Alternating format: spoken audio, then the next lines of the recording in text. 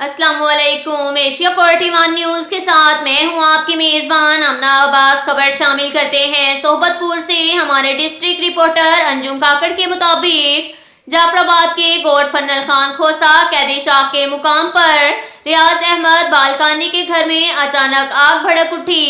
देखते ही देखते आग के शोले आसमान को छूने लगे। घर के अंदर रखा कीमती सामान, कपड़े, अनाज और नकद रकम जलकर राख के ढेर में तब्दील हो गई। मुकामी लोगों ने अपनी मदद आप के तहत आग पर काबू पाने की कोशिश की मगर नाकाम रहे। रियाज अहमद की बूढ़ी वालदा घर और जिंदगी की जमा पूंजी को जलता देखकर बेहोश हो गई, जिनको कई घंटों की मुसलसल कोशिश के बाद होश में लाया गया। घर को जलता देखकर मासूम बच्चों और बच्चियों की चीखों ने आसमान सर पर उठा लिया। इस मौका पर अहमद खान ने मीडिया को तफसीलात बताते हुए कहा कि घर में कीमती कपड़े, बच्चे के जहेज का सामान, 6 मन गंदुम और नकद रकम जो मुश्किल घड़ी में काम आने की खातिर छुपा रखी थी, जलकर खाकसर हो गई है। इस मौका पर उन्होंने डिप्टी कमिश्नर नजीबुल्लाह तरीन, चेयरमैन म्यूनिसिपल कॉर्पोरेशन डेरा लायार, मीर असफंद यार जमाली, समाजी रजाकारों और NGOs के जिम्मेदारान और दीगर से मुतालबा किया कि मेरी फौरी तौर पर मदद की जाए ताकि बच्चों के सर छुपाने के लिए मुनासिब इंतजाम कर सकूं। इसके साथ ही एक और खबर शामिल करते हैं सोहबतपुर से। हमारे डिस्ट्रिक्ट रिपोर्टर अंजुम काकड़ के मुताबिक जिला सोहबतपुर के सैलाब बारिश मुतासरीन की बहाली की खातिर मुख्तलिफ NGOs और फाउंडेशंस ने काम किया। इनमें मिनहाज वेलफेयर फाउंडेशन का नुमायां किरदार रहा।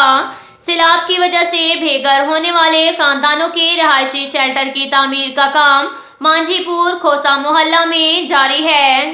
इसके साथ ही एक और खबर शामिल करते हैं सोहबतपुर से। हमारे डिस्ट्रिक्ट रिपोर्टर अंजुम काकड़ के मुताबिक खालिक़े कायनात ने इस अर्ज़े समा में पैदा की हुई चीजें हिकमत से खाली नहीं। जहां पूरी दुनिया में मुख्तलिफ बीमारियों का साइंसी और जदीद मशीनरी के जरिए इलाज किया जाता है, वहाँ जिला जैकबाबाद की तहसील ठुल्की यूनियन कौंसल कोट झंगू दिखैरों के गोड सकी हमजा खान खोसा में खिदमत खलक के जज्बे से सरशार शख्सियत के मालिक सखी हमजा खान ने 1940 से लेकर जड़ी बूटियों के जरिए बीमारियों का इलाज शुरू किया जो इस वक्त तक जारी है।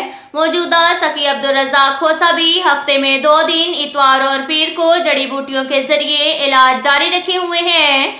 इस हिकमत के अमल में सखी गिराने का लंगर भी शिफा में कलीदी किरदार अदा करता है। हर आने वाले मरीज को लंगर खाए बगैर रुखसत नहीं किया जाता।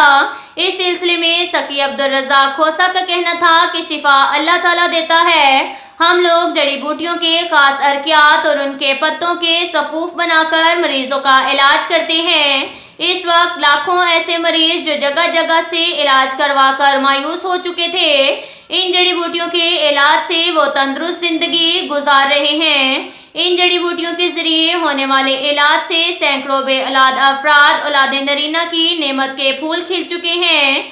इस मौका पर एक मुअम्मर मरीजा खातून का कहना था कि मुझे सांस लेने में शदीद तकलीफ होती थी, खांसी की वजह से सारी रात सो नहीं पाती थी। सखी अब्दुल रज़ाक के शिफाखाना से इलाज के बाद काफी बेहतरी आई है। सखी अब्दुल रज़ाक खोसा की हिकमत के पूरे मुल्क में चर्चे हैं। गोड सखी हमजा खान खोसा सिंध बलोचिस्तान के संगम पर बलोचिस्तान जिला सोहबतपुर से 8 किलोमीटर के फासले पर वाक़ई है।